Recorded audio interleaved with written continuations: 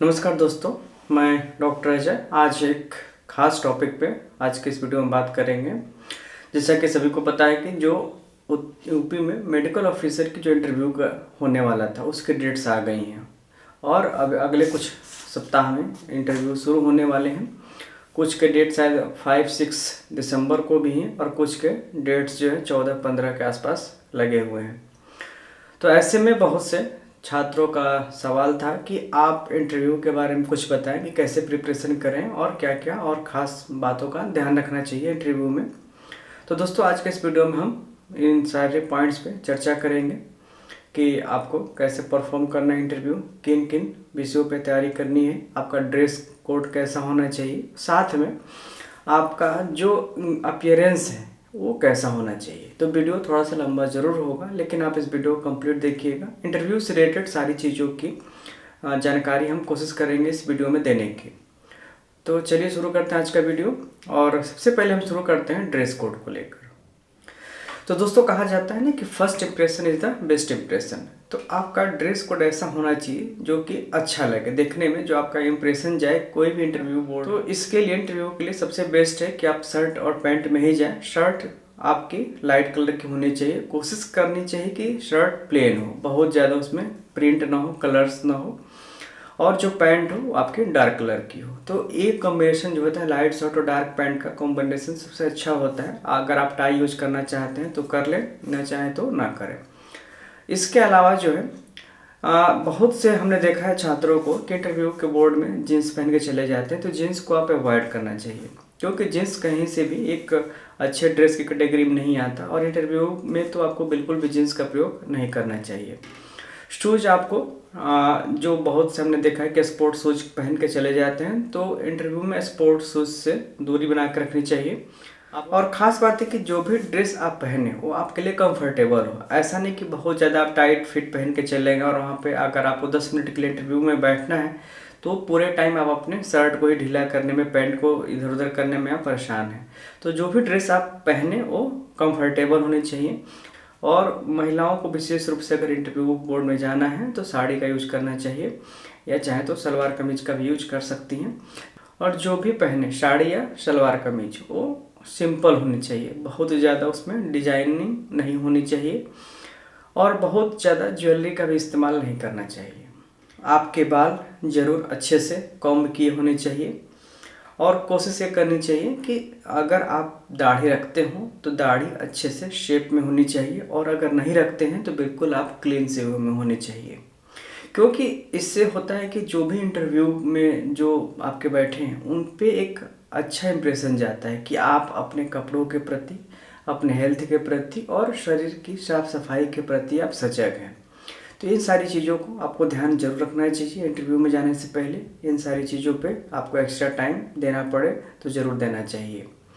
इसके बाद होता है कि आपको इंटरव्यू बोर्ड में क्या ले जाना चाहिए, क्योंकि अक्सर बहुत सी सारी चीज़ें जो हैं घबराहट में या जल्दीबाजी में भूल जाती हैं। मैंने बहुत से इंटरव्यू देखे हैं, बहुत से छात्रों को देखा है कि जो इंटरव्यू के समय जो अपने जो इम्पोर्टेंट डॉक्यूमेंट्स होते हैं वो भी ले जाना भूल जाते हैं। तो सबसे इम्पॉर्टेंट है और सबसे जो पहला आपका काम है कि आपको अपने डॉक्यूमेंट्स बिल्कुल तैयार रखने चाहिए। उसमें भी एक समस्या आती है कि बहुत से छात्र जो डॉक्यूमेंट्स हैं वो आगे पीछे रखते हैं, यानी कि कोई उनका क्रम सीक्वेंस नहीं होता। तो इससे होता है क्या कि जब भी कोई अगर आपके डॉक्यूमेंट्स देखना चाहे तो उनको काफ़ी दिक्कतें आती हैं, आगे पीछे बार बार पलट कर देखना पड़ता है। तो आपके जो भी डॉक्यूमेंट्स वो सीक्वेंस में लगे होने चाहिए। सीक्वेंस का मतलब है कि सबसे पहले आपने हाई स्कूल किया है तो हाई स्कूल के सर्टिफिकेट, मार्कशीट होने चाहिए, फिर 10+2 के होने चाहिए, फिर उसके बाद BMS के होने चाहिए, और आपने PG किया है तो फिर PG के होने चाहिए, और ईयर वाइज होना चाहिए। जैसे कि BMS फर्स्ट ईयर का पहले हो, फिर सेकेंड ईयर का, फिर थर्ड ईयर का। ऐसा नहीं कि आप रैंडमली कहीं भी कोई भी सर्टिफिकेट आपने लगा दिया है। तो सर्टिफिकेट बिल्कुल हाँ एकदम सीक्वेंस में होने चाहिए और फाइल में होने चाहिए। बहुत से छात्र पॉलीथीन में लेके चले जाते हैं, किसी फोल्डर में लेके चले जाते हैं। तो इससे बेहतर है जो डॉक्यूमेंट फाइल आती है, डॉक्यूमेंट फोल्डर जिसमें सिंगल पेजेज लगे होते हैं, आप वैसी फाइल में डॉक्यूमेंट्स को अरेंज करके लेके जाइए कि अगर कोई भी देखना चाहे तो आसानी से आपके डॉक्यूमेंट्स को देख सके। आपका जो इंटरव्यू लेटर है या एडमिट कार्ड है वो आपके साथ होना चाहिए। कई बार फ़ोटो मांगे जाते हैं, तो 2 से 3 फ़ोटो आपके अपने साथ होने चाहिए और अपनी आईडी कार्ड आपको ज़रूर ले जाना चाहिए। आईडी में वही ले जाएं जो कि यूनिवर्सली मान्य है, यानी कि जैसे कि आधार कार्ड है, वोटर आईडी कार्ड है, ड्राइविंग लाइसेंस है, पासपोर्ट है, या यूनिवर्सली मान्य है, तो आप इन सबको ही लेके जाएं। कई बार देखने में आता है कि जब आप अंदर जाते हैं इंटरव्यू के लिए और आपसे सिग्नेचर करने के लिए कहा जाता है, तो आप पेन ढूंढने लगते हैं। तो ऐसे में थोड़ी सी जो है काफ़ी ज़्यादा एम्बेरसमेंट फील होता है कि आप इंटरव्यू देने आए हैं और आपके पास अपनी चीज़ें नहीं हैं। तो इसमें जो भी इंटरव्यू बोर्ड है उनको अपना पेन प्रोवाइड करना पड़ता है। तो ये गलती कभी ना करें, आप अपना पेन ज़रूर लेकर जाएं, साइन अपने पेन से ही करें, किसी से मांगने की नौबत नहीं आए। अब आता है कि कौन कौन से टॉपिक्स को आप सभी को प्रिपेयर करना चाहिए। तो सबसे डिफ़िकल्ट पार्ट यही होता है कि किस टॉपिक हम आपको डिस्कस करें। तो इसका कोई क्राइटेरिया नहीं है कि कौन सा टॉपिक आपसे पूछा जाएगा, कौन सा नहीं पूछा जाएगा। क्योंकि अगर हम सिलेबस की बात करें तो 4.5 सालों के सिलेबस पे बहुत सारे टॉपिक्स आते हैं, बहुत सारे सब्जेक्ट्स हैं, और वहाँ पे आपका इंटरव्यू 10 से 15 मिनट ही होना है। और 10-15 मिनट में आपसे कितने ज़्यादा सवाल पूछे जाएंगे, किस टॉपिक से पूछे जाएंगे, ये बताना काफ़ी ज़्यादा मुश्किल है।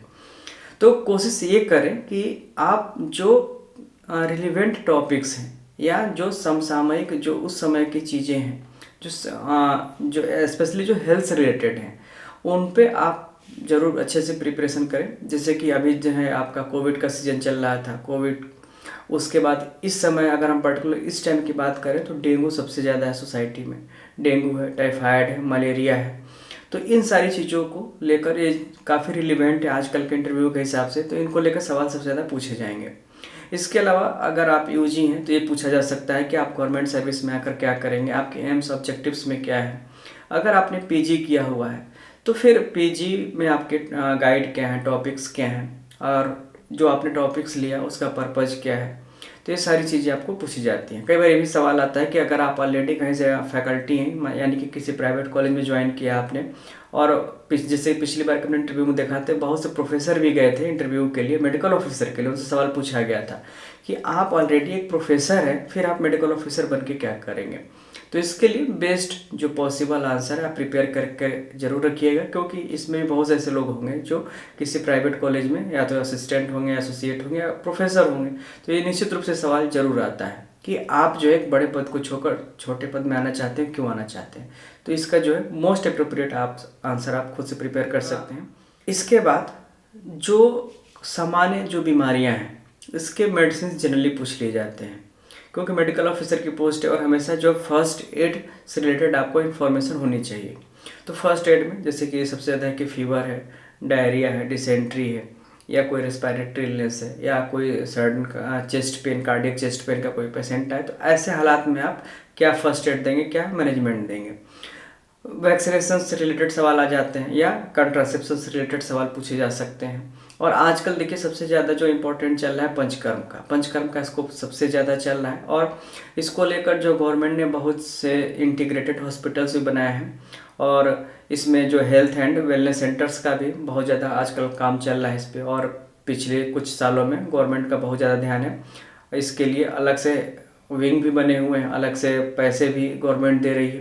तो हेल्थ एंड वेलनेस सेंटर को लेकर भी सवाल पूछे जा सकते हैं। इसमें भी बहुत से ऐसे डिस्ट्रिक्ट है जहाँ पे 50 bedded integrated health and wellness centre बनाए जा चुके हैं। 50 शैय्या एकीकृत केंद्र करके उनका नाम भी रखा गया। तो इस रिलेटेड भी सवाल आपसे बहुत ज़्यादा पूछे जाएंगे। पंचकर्म पे तो ज़रूर सवाल आएंगे, तो आप इसको ध्यान रखिए। और एक लाइफ स्टाइल डिसऑर्डर्स को लेकर बहुत ज़्यादा आ रहा है, जिसको कि नॉन कम्युनिकेबल डिजीज के कैटेगरी में रखा गया है। तो इसमें आयुर्वेद का क्या क्या रोल हो सकता है, यानी कि डायबिटीज़ में आप क्या कर सकते हैं, हाइपरटेंशन में क्या कर सकते हैं, ओबेसिटी है, फैटी लीवर है, कोलेस्ट्रॉल के केसेस में, इन सब में आप आयुर्वेद के माध्यम से क्या क्या कर सकते हैं। तो ये सारे क्वेश्चंस बहुत ही रिलेवेंट पूछे जाएंगे, क्योंकि जो आपके एग्जामिनर हैं या मेंबर्स हैं वो इन सब में से किसी न किसी बीमारी से निश्चित रूप से आप मान के चलिए कि परेशान तो रहते ही हैं, और उनको इसका नॉलेज भी हो जाता है। क्योंकि अगर आप वो बीमार हैं तो निश्चित रूप से बहुत से चिकित्सकों से सलाह लेते हैं, आयुर्वेद, यूनानी, होम्योपैथी सबसे वो सलाह लेते हैं, तो उनको नॉलेज भी इसका बेहतर होता है। तो इससे सवाल जरूर पूछे जाते हैं, ये आप जरूर तैयार रखिए, जो कॉमन लाइफ स्टाइल डिसऑर्डर्स हैं उनके और उनके आयुर्वेदिक ट्रीटमेंट के बारे में। एक चीज़ और भी महत्वपूर्ण है जो कि सब्जेक्ट से अलग है, वो है कि अगर आपको इंटरव्यू बोर्ड के सामने जाने के लिए कहा जाता है तो आपको कैसे एंट्री लेनी है। तो बहुत से छात्र जो है ऐसा दरवाज़ा खोलते हैं, सीधे जाकर बैठ जाते हैं। तो आपको ऐसा भी नहीं करना है। आपके सामने दरवाज़ा जनरली खुल जाता है, जो वहाँ पे अटेंडेंट रहता है वो दरवाज़ा तो ऑटोमेटिकली वही खोलता है।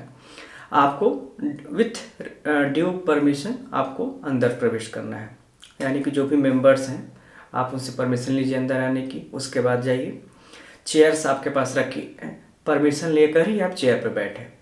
चेयर पर बैठने पे पोस्चर जो होता है आपका वो इम्पोर्टेंट होता है, क्योंकि उससे सामने वाला समझ लेता है कि आपका जो मेंटल लेवल है वो कैसा है, यानी कि आप उनके सवालों का जवाब दे सकते हैं नहीं दे सकते हैं। तो पोस्चर आप बिल्कुल कंफर्टेबल पोस्चर में आप बैठे, बिल्कुल सीधा बैठे। कोशिश करें कि जो आपके पैर एक दूसरे को क्रॉस ना करें, क्योंकि क्रॉस्ड पैर हमेशा ये दिखाता है कि आप में जो है लैक ऑफ कॉन्फिडेंस है। सवालों का जवाब देते समय कोशिश करें कि जो सवाल आपसे पूछ रहा है उसकी नज़रों के सामने नज़र में नज़र मिलाकर जवाब दें। आपकी ऐसा ना हो कि सवाल कोई और पूछ रहा है, देखा आप किधर और रहे हैं। इससे होता है कि आप जो है नज़रों मिलाने से बचने से उनको ऐसा लगता है कि आप इस सवाल का गलत जवाब दे रहे हैं या आप में कॉन्फिडेंस की कमी है। तो सवाल का जवाब देते समय आप उन्हीं की तरफ देखें जिन्होंने आपसे सवाल पूछा है। चेहरे पे स्माइल जरूर रखें, क्योंकि अगर आप चेहरे पे स्माइल रखें, अगर आपका दिमाग शांत है तो आप किसी भी सवाल का जवाब आप बेहतर तरीके से दे सकते हैं।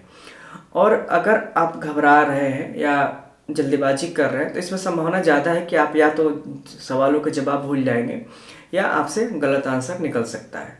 तो कंफर्टेबल ज़रूर होना चाहिए सवालों को, सवालों का जवाब देते समय। और सवाल जो भी हैं आप शांत मन से जितना भी आपको आंसर है आप उनको सही सही दें। अगर आपको सवाल का आंसर बिल्कुल भी नहीं पता है तो आप ईमानदारी से नो बोल सकते हैं कि आपको इसका आंसर नहीं पता, क्योंकि बार बार गलत जवाब देने से थोड़ा सा माहौल जो है ख़राब हो सकता है।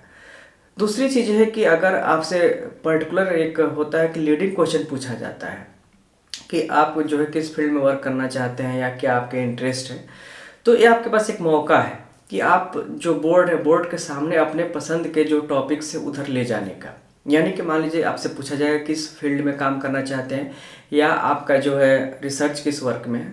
तो अगर आपको डायबिटीज़ पे कमांड है तो आप डायबिटीज़ को ऐसा आप जवाब दीजिए कि पूरा का पूरा क्वेश्चन आपको डायबिटीज़ से रिलेटेड ही हो जाए और 10-15 मिनट आप उस एक ही टॉपिक पे आप पूरा क्वेश्चन आंसर दे सकें।